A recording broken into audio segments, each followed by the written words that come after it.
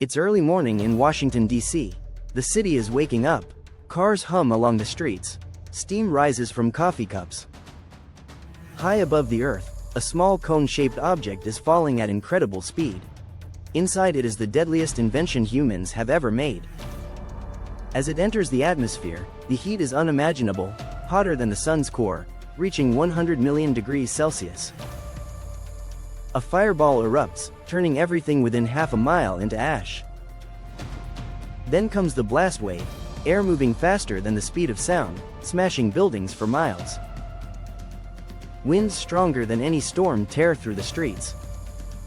Seconds later, the heat wave hits, igniting everything flammable within 5 miles. Almost everyone is dead or badly injured. Above, a mushroom cloud climbs into the sky, pulling dirt, ash, and debris with it. But this dust is no longer harmless, it is radioactive. It falls back to Earth, onto soil, into rivers, onto people, for hundreds of miles. And it will remain deadly not for years, not for decades, but for centuries. And that is just one nuclear bomb. This is not science fiction. The technology exists today. Many countries already have it. To understand how this works, we must go inside the atom, the smallest building block of everything around us. Strong forces hold the atom together, keeping matter solid and stable. But if we split certain atoms, like uranium-235, something extraordinary happens. The atom breaks apart, releasing neutrons, which strike other atoms, starting a chain reaction. This reaction happens in a fraction of a second and releases enormous energy. Einstein explained it with his formula, E equals mc squared. A small amount of matter turns into massive energy. Even a gram of matter contains energy equal to powering 100,000 homes for 2 weeks.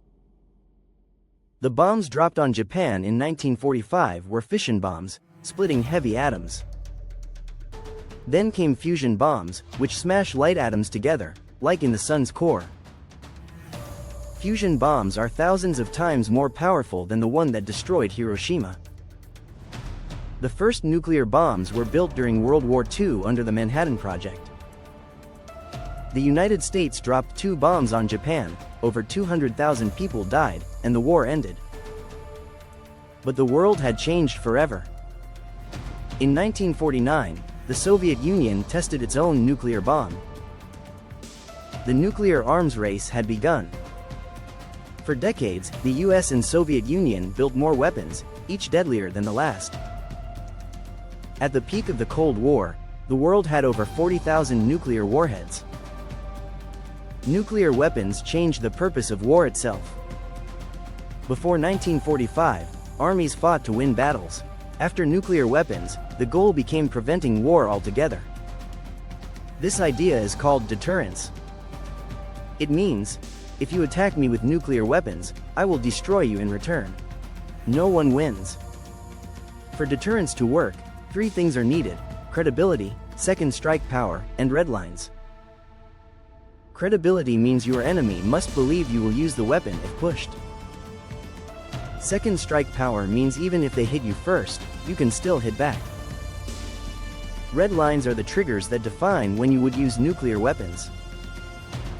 During the Cold War, the US kept bombers armed with nuclear weapons in the air 24 hours a day. Missiles sat ready in underground silos across the country, waiting for a launch order. Submarines carrying nuclear missiles roamed silently beneath the oceans. This system was called the nuclear triad. It meant no one could destroy all US weapons in a single surprise attack. The Soviet Union had a similar system, ensuring balance on both sides. And for decades, this fragile balance kept the peace, barely. But today, more countries have nuclear weapons, and the game is more complicated. When Russia invaded Ukraine in 2022, Putin raised the alert level of his nuclear forces.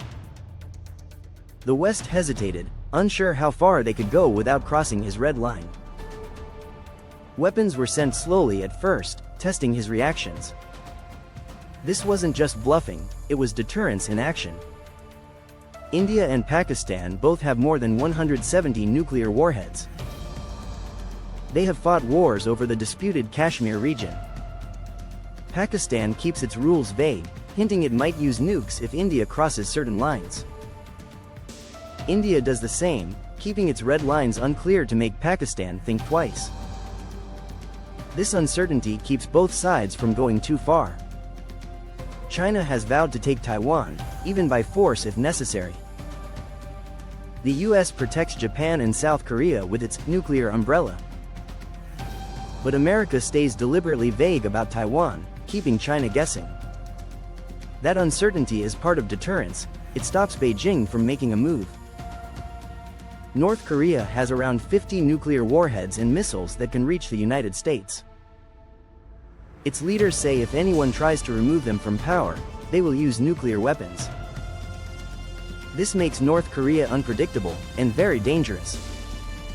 Unpredictability can be a powerful form of deterrence.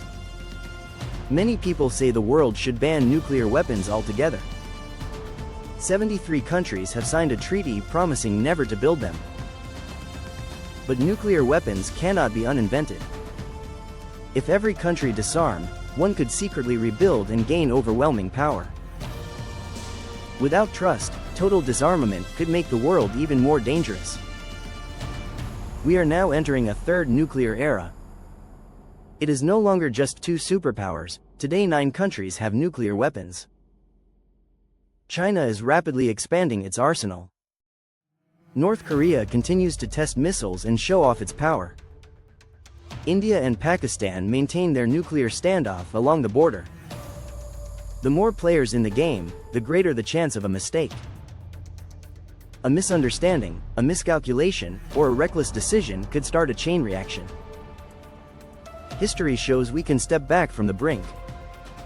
In 1962, the Cuban Missile Crisis brought the world close to nuclear war. Both sides realized the danger and opened direct communication channels. Over time, treaties cut global stockpiles from 40,000 warheads to about 12,000 today. We can reduce them again, but only if we act before the next crisis. The choice is simple: let nuclear weapons define our future, or work to make them irrelevant. The technology exists, the danger is real. The only question is whether humanity will act in time.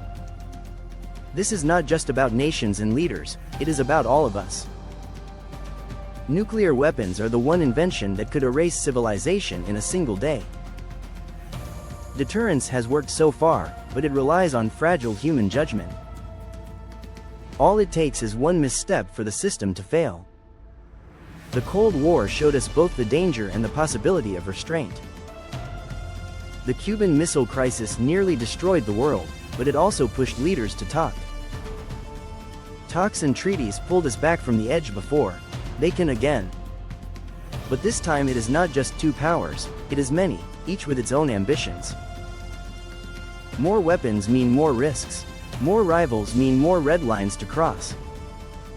We face a race not of technology, but of trust. Will China, Russia, and the United States find balance, or escalate the competition? Will smaller powers push the limits, hoping bigger ones hold back? Or will leaders choose restraint, remembering what is at stake? The danger of nuclear war is real, but so is the possibility of peace. The world has walked this line for nearly 80 years. Now, in this new nuclear era, we must decide how much longer we can keep our balance.